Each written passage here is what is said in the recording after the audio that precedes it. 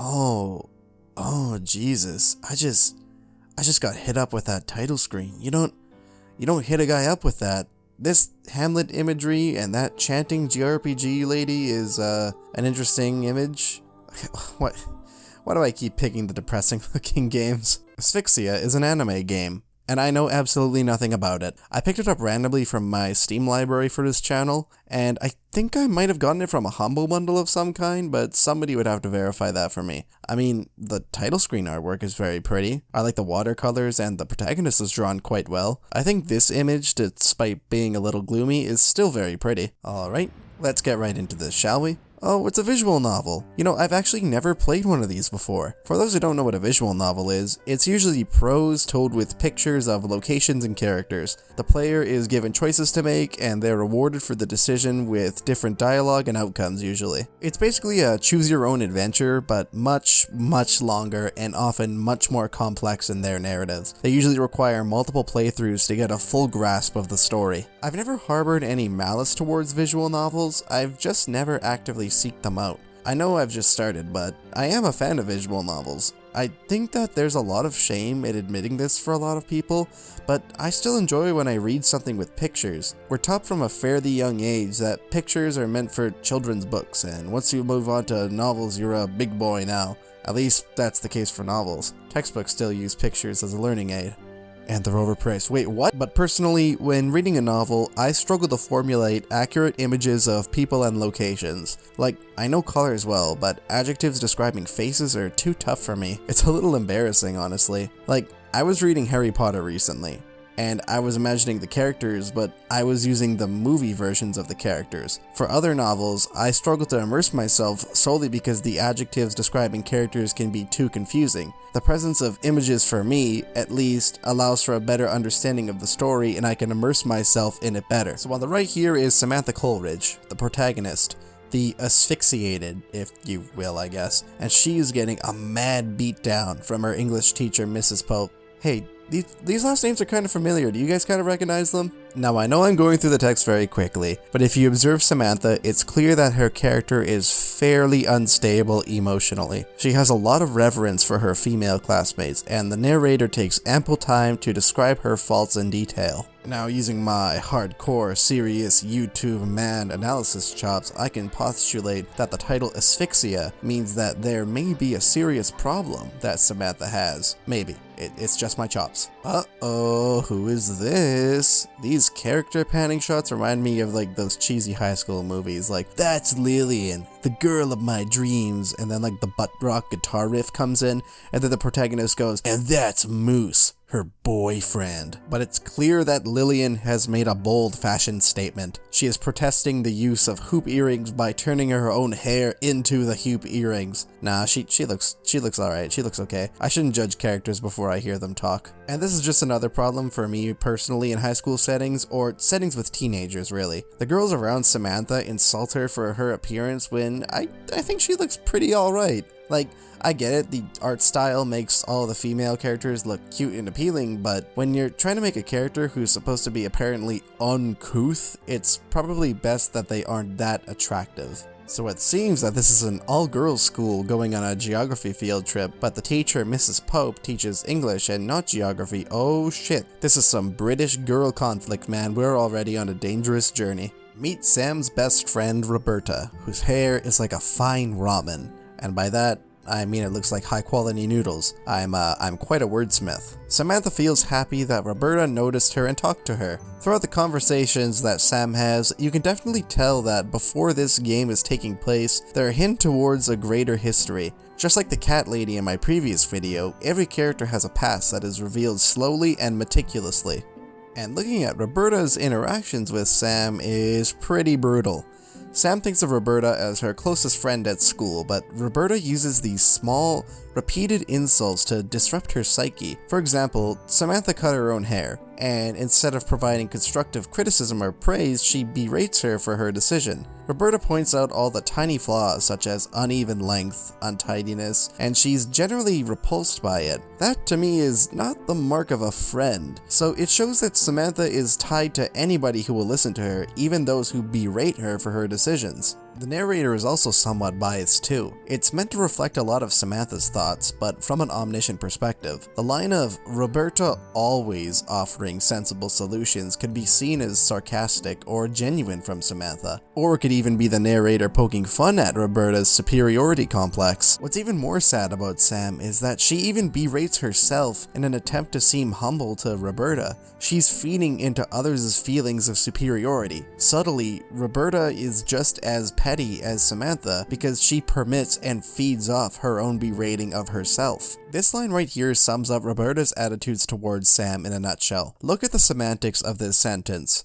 I have invested too much time into our friendship for you to throw it all away. I'm gonna deconstruct how narcissistic this sentence is. Firstly, look at the tense. It's first person.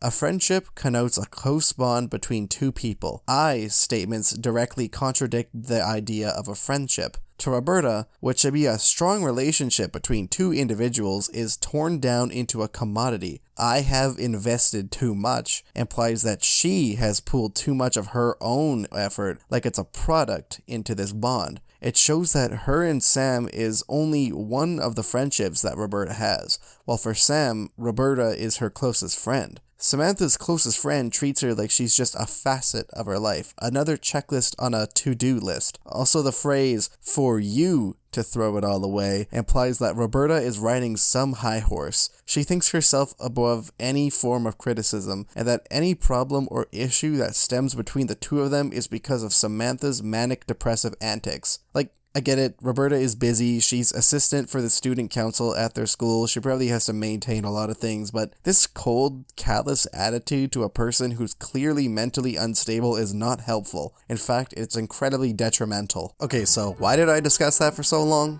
Well, you'll notice a trend with almost every character in this game, and it's that they can be incredibly heartless to one another, especially Sam. I'm looking way too into this, but to curb her poor sleeping habits, Samantha buys energy drinks. Energy drinks are assumed to be an easy solution to a tough problem. I think that represents a lot of what Sam does. She wants to escape her emotional rut that she's in through temporary solutions for a permanent problem. So here I am presented with my first choice to talk to a character called DeQuincy or ignore them. DeQuincy is crying, so I figured I should at least try to console her.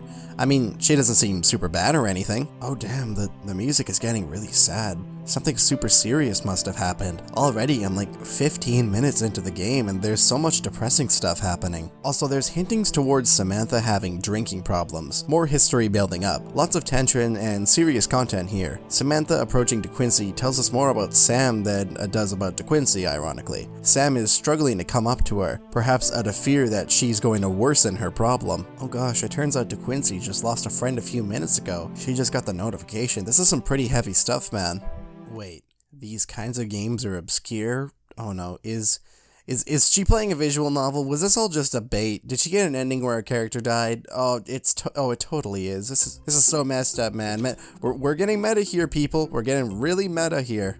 I guess I should provide some positives to Roberta as well. She does show concern for Sam buying 3 energy drinks in 10 minutes. She does have Sam's best interests in mind, but she just doesn't show them very well. Also, there's a lot of tension with the character of Lillian. Everybody here seems to revere her because of her looks, social status, and power as head of student council. Samantha still clings to her, even though it seems they have a friendship that's been shattered before in the past. Roberta resents Sam for her decision to still talk about Lillian. This can be perceived in 2 ways. Is it Roberta being frustrated that Lillian is still plaguing Samantha and preventing her from healing? Or is it Roberta being jealous and frustrated that Samantha reveres her more than herself? Anyways, we're finally out of that tense train ride, and everybody, avert your gaze for this incoming sentence and the image that DeQuincy might have seen Lillian in her pajamas. Also, DeQuincy is totally obsessed with Lillian as well. Like, she clings to her arm, never leaves her side, and always wants her attention. She's basically like a little brother. Alright, Miss Pope is about to give DeQuincy the business. Oh shit. Oh shit. She opposes the fascist system of school uniforms. Oh.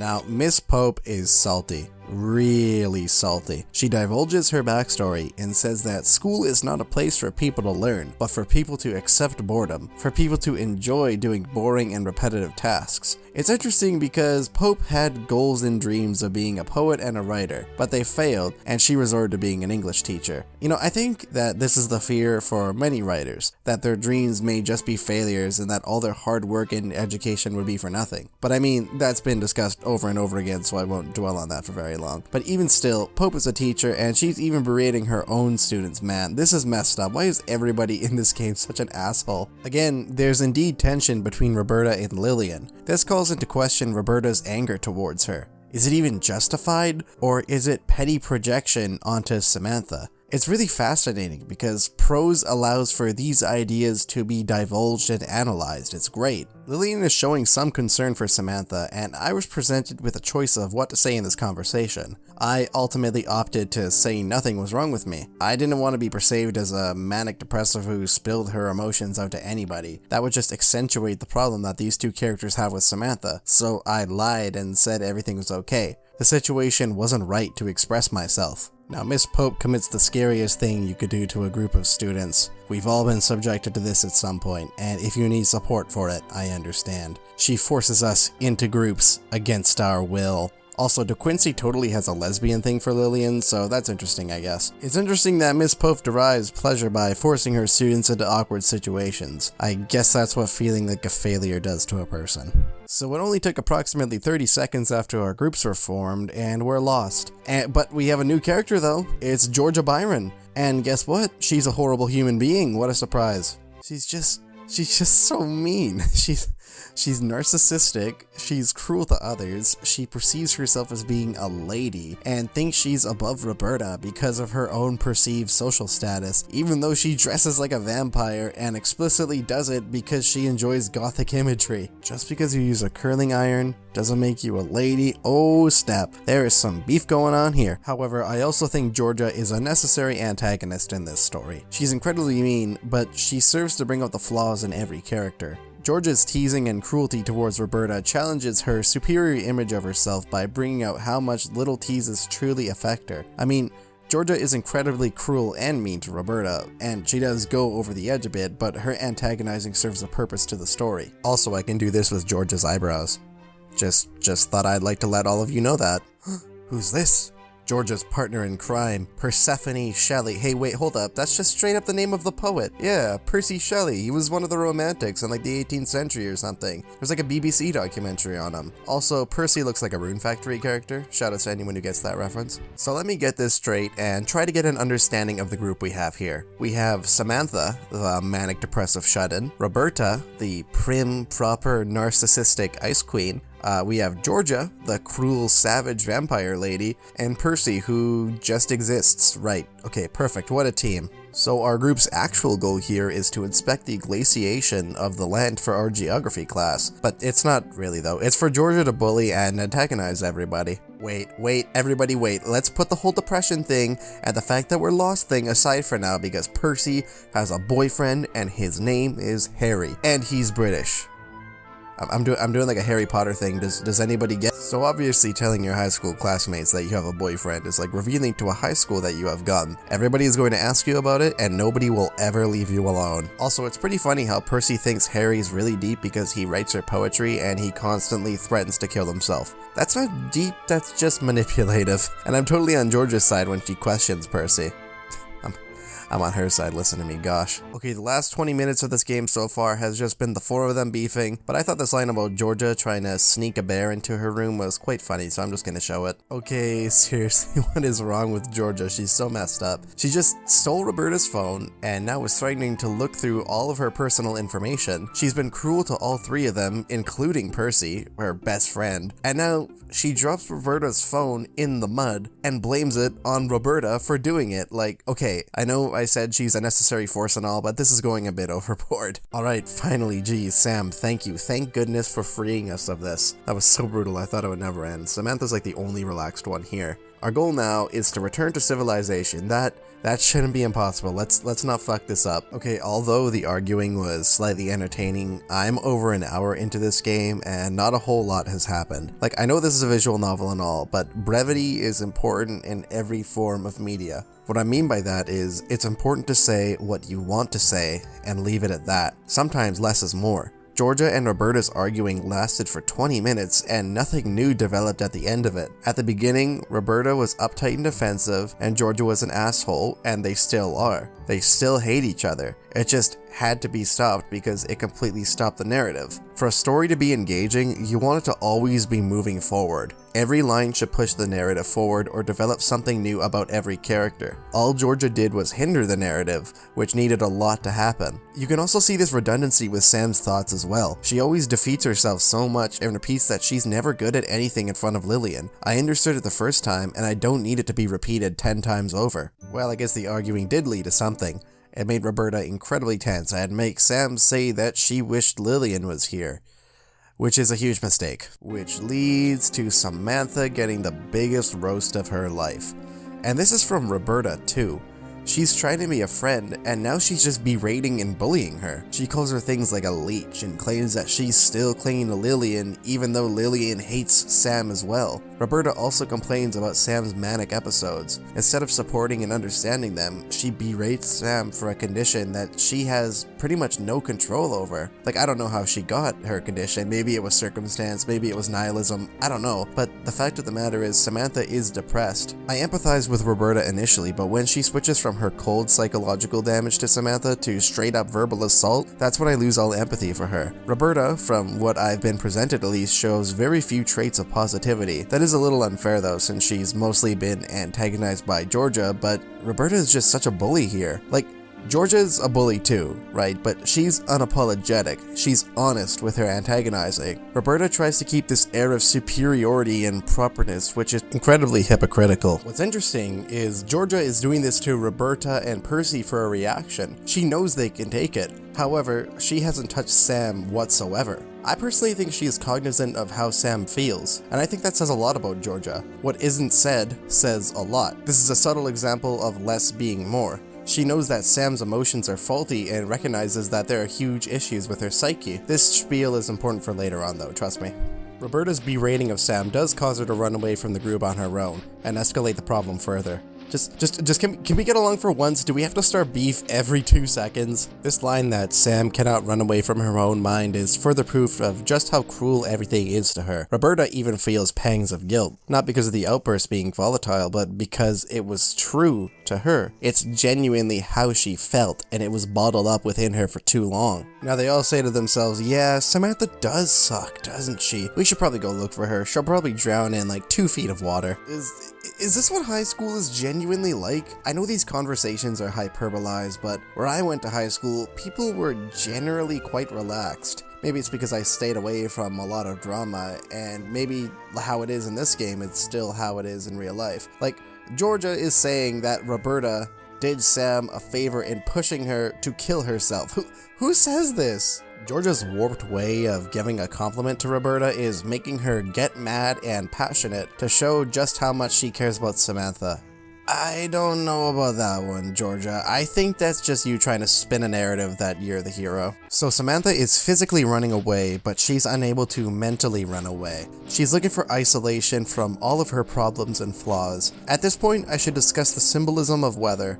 This game takes place at the end of winter, or in the middle of March. Winter is symbolic for death, decay, silence, and isolation, all of which are associated with Samantha. By setting this on the cusp of spring, the season that represents rebirth, peace, and life, the player and Samantha are given a choice. Do you persevere and wait for that metaphorical resurrection, or do you stagnate the problem as Samantha does, stuck in this limbo between living and dying? Look at the background, for example. In every background, you see some life sprouting, but a lot of it dying. The dead overtakes the living. Samantha also makes many literary allusions to describe her emotions. She wishes to drown in her tears like Alice.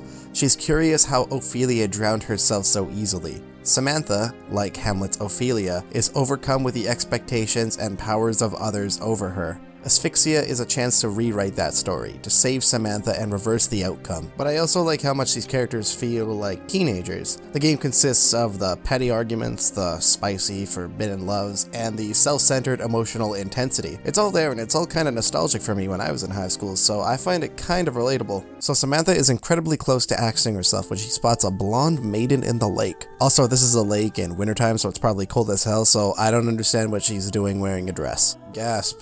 Shock. It's the only other blonde character in this game. I wonder what she has to say to Samantha. One of the biggest pains I know. Oh no, Lillian's frowning. She's struggling to talk. Not again. Can we please not have another goddamn verbal beatdown of Samantha? Lillian is totally rejecting her again. All Sam wanted to do was talk about the past. Talk about how she's really been struggling emotionally and how she talked about how she's improving her sleeping patterns. That's all it had to be, Lillian. That's all it had to be. And Lillian just straight up calls her clingy. Just God, okay, maybe I suck at making choices in this game, and maybe that's why I keep getting ass blasted by my friends. And I can get where Lillian is coming from. She thinks Samantha's lack of confidence in herself is unhealthy, and that's true. And I like how she's doing it in a more polite way, but she's still really bad at it. Lillian uses an accusatory tone, and her sense of self-righteousness is flawed, like Roberta's. She says you're too clingy instead. I believe you crave others' approval too much, for example. Her immediacy and brevity makes it hit even harder, and it fucks up Sam even more after she was feeling slightly better. So now Lillian never wants to talk to Sam again after 6 months of never talking to her. This is just so freaking brutal, man. How can one person just take this much damage? So Lillian takes Sam back to the site in like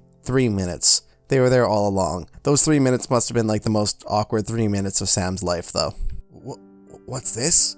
An actual apology and they're making up? You know, I think Sam is finally on the road to realizing who her friends are, and she's a lot happier now. She just needs to avoid Lillian because she's a jerk. Oh, okay, so DeQuincy can cling to your arm, Lillian, and that's all cool. You don't tell her off. You give her the cold shoulder, but you don't shit on every insecurity of hers. I get it. Alright, so after listening to Lillian and DeQuincy talk for ages, it's nighttime now and Samantha is staring at the stars, contemplating the fact that the universe will continue if she dies. Hey, how come we keep playing games where a bunch of depressing stuff happens? I wasn't in an existential crisis mood today. I was just gonna chill out on my couch and laze around, but no, gotta play sad games for my YouTube channel. Hey guys, remember when video games were just mindless fun back in the 80s? Now they make you think and they're trying to beat art. What losers. Quick question, Samantha. Is that your, like, sleeping look? Cause that hair is way too elaborate for sleeping. Samantha returns to the lake she was talking to Lillian at night and strolls. She walks there without music in an attempt to clear her mind of the tumultuous day that just happened. Now she's sensitive about the fact that she wouldn't be able to drown and kill herself gracefully because she's too frail. Even when there's absolutely nobody around, she is still self-conscious about other people's opinions. Surprise! Georgia followed Sam out to the lake. Alright, you know what? Screw it. Georgia, lay it on Sam. Give her the verbal berating that the others have. Just do it. I'm not afraid anymore, man. Just mess her up. Mess her up like Lillian and Roberta did. They're having an actual conversation. And Samantha actually seems to be enjoying herself. She has somebody to talk to about her problems. She opened up to Georgia about killing herself. I mean, she has nothing to lose at this point, so. Wait, what the hell? Georgia actually cares about Samantha? She was ass blasting Roberta because she's a poor student council representative, and she's also saying that when Percy got bullied in PE, Roberta did nothing to help her at all? Guys, we have some character development. Georgia gains a much more sympathetic side here. She does care about Percy, and it seems that her teases for her boyfriend were nothing more than that, just teases. Georgia hates cowards and turncoats, she says. She hates people who'd put up that false air of superiority. That explains why she shows more sympathy towards Sam. Sam doesn't think highly of herself, and is somewhat humble. Or rather, maybe self-defeating is the correct term. Now Georgia is spitting hot fire about humanity and their nature, saying that we're impossible to being impartial. We'll always take sides and we'll always have emotions towards things. We're inherently flawed creatures. What she means to say is this.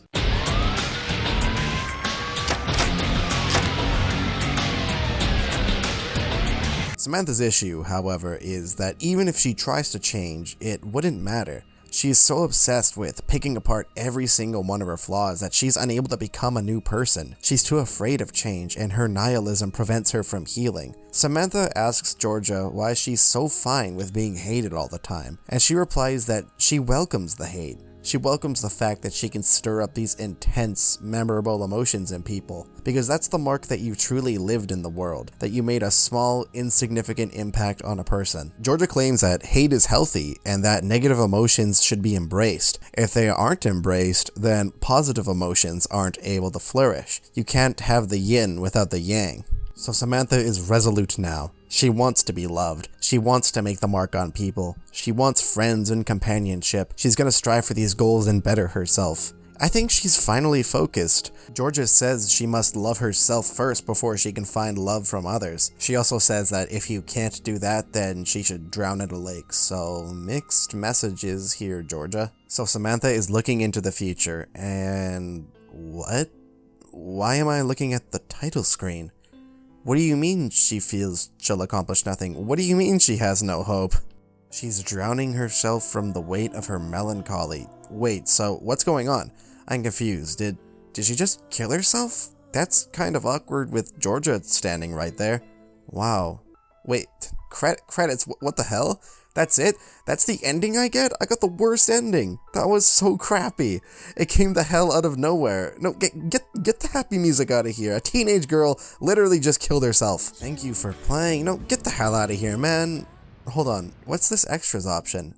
And why are the menu sounds straight up ripped from Final Fantasy VII? Thank you for playing through Asphyxia, based on real people, British writers who lived in the 18th and 19th century. Haha, I knew it. I had you beat Asphyxia. I knew it was based off the Romantics. My high school literature knowledge wins again. I hope you don't feel too cheated to learn that this is an edutainment game disguised as a girl's love story. What the hell?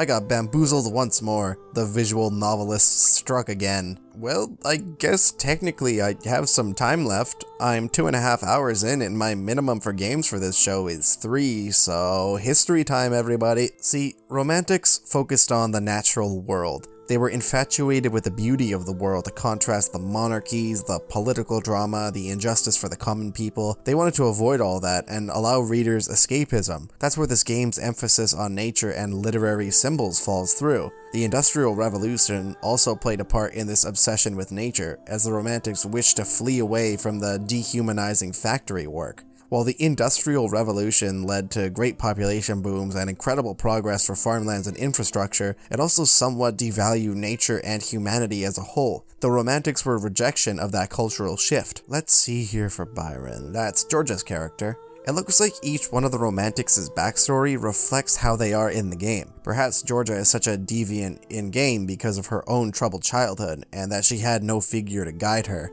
Furthermore, Byron hated Southey, which is Roberta's character. They would have some poetry beef, which is reflected in their incessant arguments in-game. And hey, Georgia looks like a vampire because Byron's work were what led to the modern conception of the vampire. That's pretty neat. And I think I should stop here. I read all these on my own, and they were all very informative. Some interesting correlations I noticed between Asphyxia and history were De Quincey's infatuation with Wordsworth, or De Quincey infatuated with Lillian, Pope being a complete asshole to every poet in their time, even creating a book called the Dunciad that was updated every year to shit on mediocre poets. Coleridge, or Samantha, was Wordsworth's student and thought incredibly highly of them while suffering from mental issues. And lastly, Percy being love-struck and somewhat promiscuous with constant lovers and marriages, much like her love for Harry. That's just a few, and I think it's interesting that these comparisons exist. But what did I think of Asphyxia as a game? Well, since it's a visual novel and I got the worst ending, my opinion is pretty biased. I can mostly judge it on its writing style, but that's also subjective too. Let me just say that I enjoyed the narrator going into painstaking detail with their omniscience, but I feel that many topics dragged. My final playtime was a bit under 3 hours, and it felt like there was a lot of story that could have been told in that time frame. The relationships between characters could have been developed a bit better and more succinctly. However, like I said, I got the worst ending, so maybe that's just my own personal perspective. I want to go back and play more of it, but at the same time, I kind of don't. I thought it was an alright little story that wanted to tell what it wanted to tell. I'd probably give it a 6 out of 10 and above average rating. Thanks for watching, everybody. Subscribe and leave a like if you enjoyed. It really motivates me to create more, and have a fantastic day.